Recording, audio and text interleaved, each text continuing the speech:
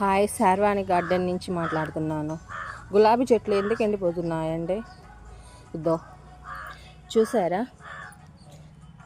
దీంట్లో పురుగు ఇట్లా చెట్లన్నీ తిని పడేస్తూ ఉండదు. ఈ మధ్య నేను చాలా పురుగులు తీసా. ఇట్లాగే ఆకులకి చాలా ఉన్నాయండి.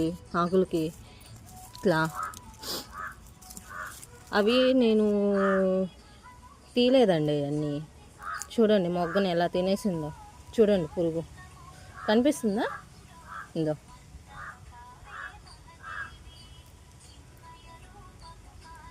ఇందో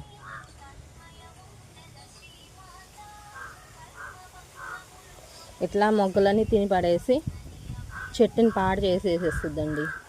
దీంట్లోనే చాలా ఉన్నాయండి. చూడు, దీంట్లోనే పిల్లలు పెట్టేస్తున్నాయి అన్నీ.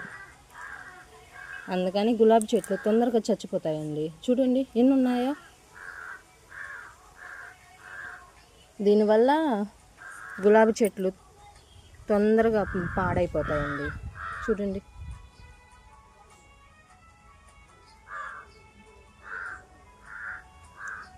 ఇప్పటికే 4 పురుగులు తీసాను. చూడండి, మళ్ళీ వస్తానే ఉన్నాయి.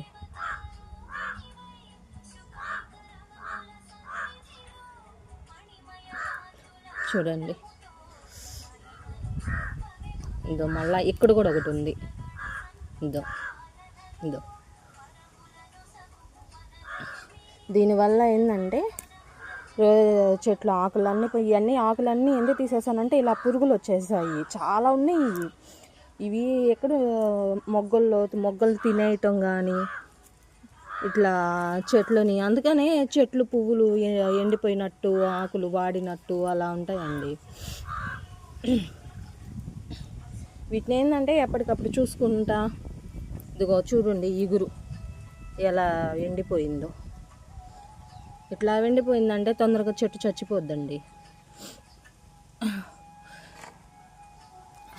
ఈ దానివల్ల అదిగో ఇక్కడంతా అదిగో పురుగులు పెట్టేసి ఈ రోజా చెట్లకి దీనికి మందు తయారు చేస్తానండి.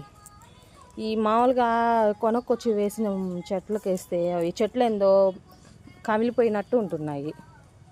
వీటికి మందు ఇది కలబంద ఏదో ఒకటి తయారు చేయాలండి.